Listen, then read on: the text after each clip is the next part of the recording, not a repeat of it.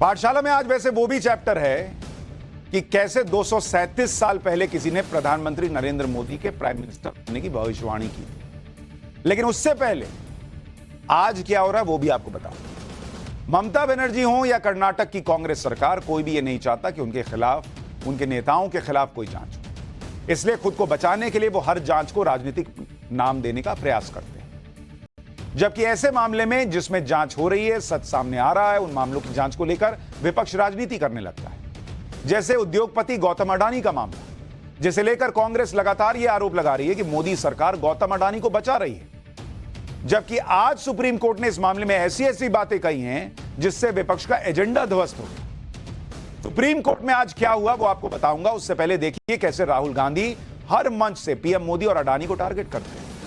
अब तो उन्होंने प्रधानमंत्री मोदी का नाम गौतम अडानी से जोड़कर नए अपशब्द कहना शुरू कर दिया है।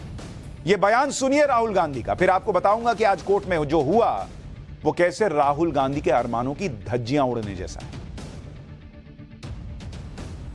जब दो जेब कतरे किसी की जेब काटना चाहते हैं तो सबसे पहले क्या करते हैं? क्या करते हैं? हां, ध्यान हटाने का काम करते हैं। एक आता है, आपके सामने आता है और आपसे कोई ना कोई बातचीत करता है, आपका ध्यान इधर उधर ले जाता है। पीछे से दूसरा आता है, जेब काट लेता है, चला जाता है। मगर जेब कतरा सबसे पहले ध्यान हटाता है। अब आप देखिए, हिंदुस्तान में सबसे बड़े मुद्दे कौन से हैं? सबसे बड़ा मुद्दा बेरोजगारी, गरीबी, महंगाई। इनके बारे में आपने कभी टीवी पे देखा है? राहुल गांधी तो अपनी राजनीति सहूलियत को देखते हुए पीएम मोदी और गौतम अडानी पर निशाना साध रहे हैं। लेकिन जब बात कानूनी मामले की आती है, जांच की आती है, तो फिर राजनीतिक सहूलियत नहीं चलती बॉस, क्योंकि कोर्ट सबूत देखता है। आज हिंडनबर्ग और अडानी ग्रुप के मामले में सुप्रीम कोर्ट में सुनवाई हुई और आपको सुनना चाहिए कि आज कोर्ट ने क्या क्या कहा है, कैसे राहुल गांधी के अरमानों की धज्जियां उड़ी हैं। सुनवाई के दौरान chief justice of India DY Chandrachud ने अडानी ग्रुप पर हिंडनबर्ग की रिपोर्ट को लेकर बड़ी टिप्पणी की। सुप्रीम कोर्ट ने कहा कि हिंडनबर्ग की रिपोर्ट को हम लोग अंतिम सत्य नहीं मानते। भाई नेता मानते होंगे, कोर्ट थोड़ी मानेगा, और नेता अपनी सहूलियत से मान रहे हैं। तो आज कोर्ट ने कहा कि हम लोग अंतिम सत्य नहीं मानते हिंडनबर्ग की रिपोर्ट को, तभी तो हमने सेबी को इस मामले की जांच करने के लिए कहा है। सुप्रीम कोर्ट की टिप्पणी इसलिए बड़ी है क्योंकि अडानी ग्रुप के खिलाफ जो भी आरोप लगाए वो या तो हिंडनबर्ग की रिपोर्ट के आधार पर लगाए गए या फिर अखबारों के आधार पर लगाए गए। तो इसलिए जो लोग सिर्फ नरेंद्र मोदी को घेरने के नाम पर, गौतम अडानी को घेरने के नाम पर, उन्होंने परम सत्य बता दिया कि हिंडनबर्ग ने कह दिया हो गया, अब खत्म। भाई कोर्ट कह रहा है ऐसा नहीं है, हम अपनी एजेंसियों की मानेंगे और तभी हमने जांच के लिए बोला है। तो पहला तो अरमान वहीं धुआं धुआं हो गया, माचिस लग गई बात। इतना ही नहीं, सुनवाई के दौरान चीफ जस्टिस ऑफ इंडिया ने याचिकाकर्ता को फटकार लगाई और कहा कि आप जो आरोप लगाते हैं उसके पीछे कुछ ना कुछ जिम्मेदारी होनी चाहिए। अब तक जो भी कार्रवाई की गई है वो हमारे आदेशों पर हुई है। चीफ जस्टिस ने कहा कि अगर जांच एजेंसी नोटिस जारी किए बिना ही पूरी जांच को सबके सामने रख दे तो क्या यह पूर्वाग्रह नहीं होगा। याचिकाकर्ता ने हिंडनबर्ग मामले की जांच को सेबी से हटाकर एसआईटी को ट्रांसफर करने की मांग की। इस पर भी चीफ जस्टिस ने कठोर टिप्पणी करते हुए कहा कि सेबी एक विश्वसनीय संस्था है, क्या बिना किसी ठोस सबूत के जांच को सेबी से ट्रांसफर करके एसआईटी को देना कोर्ट के लिए सही होगा? इनके पीछे के कोई कारण तो होना चाहिए ना भाई। आपने कह दिया कि नहीं सेबी से मत कराइए, एसआईटी से करा लीजिए। कल को एसआईटी करेगी, कहेगी एसआईटी से ना कराइए, सीबीआई से कराइए, ना इनसे ना कराइए, उनसे कराइए, यही चलेगा क्या? जब याचिकाकर्ता ने सुनवाई के दौरान फाइनेंशियल टाइम्स का हवाला दिया तो चीफ जस्टिस ने कहा कि उन्हें नहीं लगा कि वो विश्वसनीय संस्था को यह नहीं कह सकते कि आप किसी अखबार को एक सोर्स की तरह इस्तेमाल करें, चाहे वो फाइनेंशियल टाइम्स ही क्यों ना हो भाई। सुप्रीम कोर्ट की यह टिप्पणी भी बहुत अहम है क्योंकि राहुल गांधी ने भी हाल में अडानी ग्रुप के खिलाफ जो नए आरोप लगाए थे वो फाइनेंशियल टाइम्स की रिपोर्ट के आधार पर ही लगाए थे। विपक्ष मोदी सरकार पर यही आरोप लगाता है कि वो अडानी ग्रुप को बचा रहे, अडानी ग्रुप के खिलाफ जांच नहीं कर रही, जबकि इस पर आज सुप्रीम कोर्ट में सुनवाई के दौरान सॉलिसिटर जनरल ने खुद बताया कि इस मामले में कुल 24 केस हैं, जिसमें से 22 केस की जांच से भी पूरी कर चुकी है। भाई जांच नहीं हो रही तो 24 में 22 केस की जांच कैसे पूरी हो गई? और जहां तक रहे 2 केस, तो वो 2 केस ऐसे हैं जिसमें फॉरेन रेगुलेटर से जानकारी इकट्ठा करनी है। सुनवाई के आखिरी में सीजेआई ने सभी पक्षों से पूछा कि क्या आप वो कोई और बात कहना चाहते हैं। इस पर एक याचिकाकर्ता ने कहा कि जांच को सेबी से हटाकर एसआईटी या किसी और एक्सपर्ट कमेटी को देना चाहिए। एक और पक्ष ने कहा कि हिंडनबर्ग के खिलाफ जांच की मांग करते हैं। एक और पक्ष ने कह दिया कि वो एसबीआई और एलआईसी के खिलाफ जांच की मांग करते हैं। इस पर चीफ जस्टिस भड़क गए, कहा कि आप लोग ये क्या कर रहे हैं बॉस, कोर्टरूम को आपने कॉलेज की डिबेट बना दिया है कि कॉलेज में डिबेट चल रही है। आपको समझना चाहिए कि एसबीआई और एलआईसी के खिलाफ जांच के परिणाम क्या होंगे। आप कोई फैक्ट नहीं दे रहे हैं, आप तथ्य नहीं दे रहे हैं, बस आरोप लगा रहे हैं। कुछ तो जिम्मेदारी रखनी चाहिए। मतलब कोर्ट को याद दिलाना पड़ रहा है बॉस, जैसे हमने पाठशाला में याद दिलाते कि कम से कम एसबीआई एलआईसी पे बोलने के पहले सोचिए, लाखों करोड़ों लोगों का पैसा है उसमें लगा हुआ। कोर्ट कह रहे सबूत तो दीजिए। कुछ नहीं, जो मन में आया बोल दिए, कर दिए, हो गया वाला हिसाब इस देश में चल रहा है।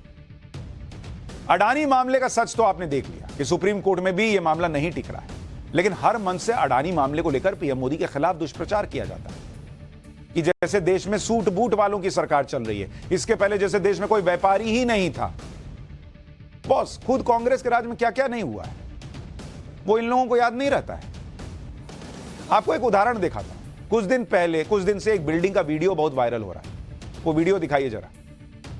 इस शानदार बिल्डिंग के टॉप पर, लोग बिल्डिंग में घर बनाते हैं, इस बिल्डिंग के टॉप पर एक आलीशान घर बना हुआ है। ऊपर देख रहे हैं, बिल्डिंग के ऊपर एक घर बना हुआ है और ये व्हाइट हाउस जैसा घर लग रहा है, जैसे अमेरिका के राष्ट्रपति का घर है सफेद सफेद, वैसा ही सफेद पूरा बंगला बना हुआ है किसी बिल्डिंग के छत पर। लेकिन क्या आपको पता है कि ये किसने अपने लिए बनवाया था, किस सरकार के वक्त बनवाया था?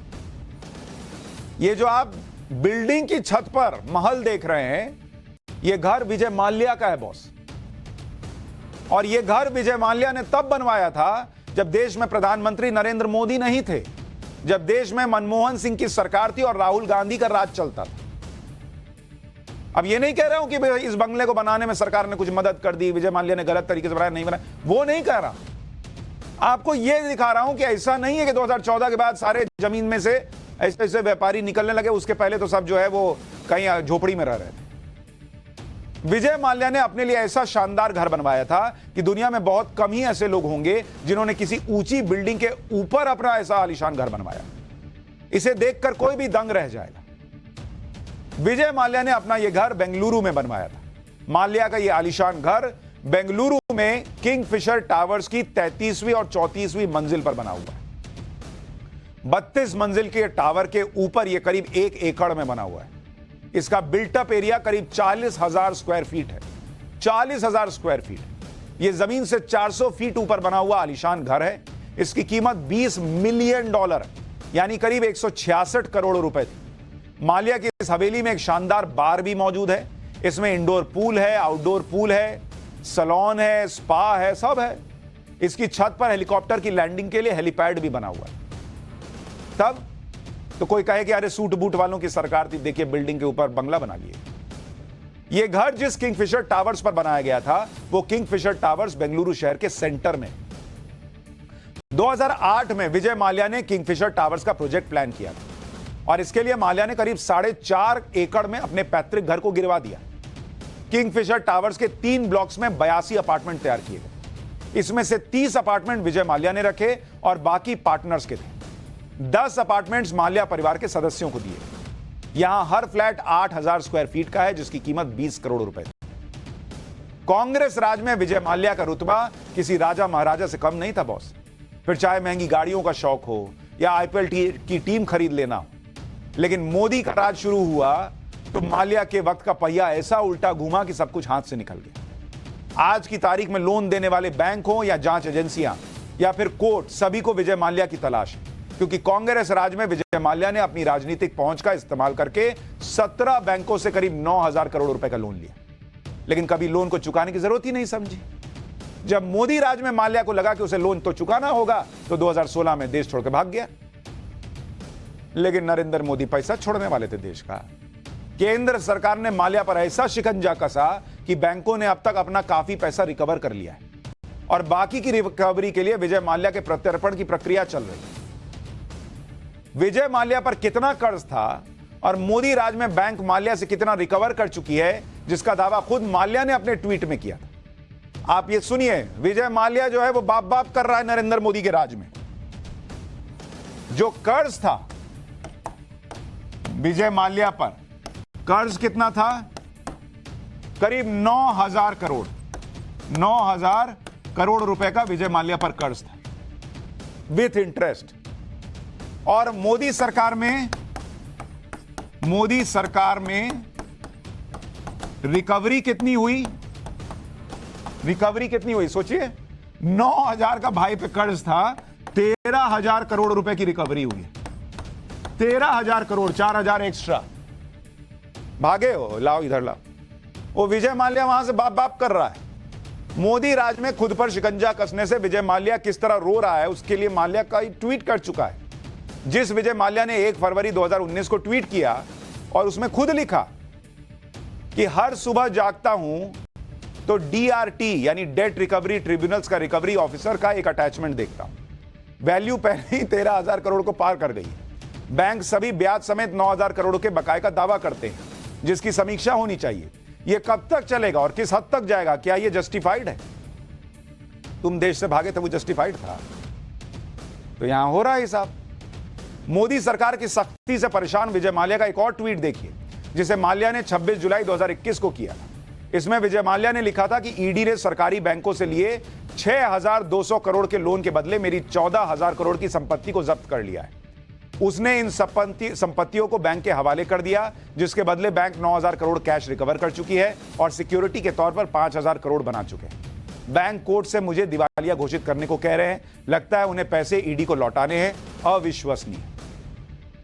यानी माल्या से जिस तरह से उसकी करतूतों की वसूली हुई, उससे खुद माल्या भी हैरान परेशान कि भाई उसने एक दौड़ देखा था, कोई पूछने वाला नहीं है, और यहां जो है वो कॉलर पकड़ के पैसा लिया जा रहा है और वापस भी लाने वाले हैं। और खाली विजय माल्या नहीं आ रहा है, वो नीरव मोदी अलग परेशान है। उसके चेहरे का नूर चला गया। पहले हीरा बेचता था तो हीरे की तरह चमकता था, यहां उसको ऐसा रगड़े हुए हैं कि उसका नूर चला गया। और एक वो मेहुल चोकसी था, वो भाई इतना खा पी के ऐसे हो रखा था, वो ऐसा भागा, उसके पीछे ऐसे नरेंद्र मोदी सरकार पड़ी कि सूख के काटा हो गया। ये हाल हो रखा है देश का पैसा लेके भागने वालों का। यहां कह दिया जाता है कि मोदी जी तो दोस्त है, कोई भ्रष्टाचारी ही नहीं।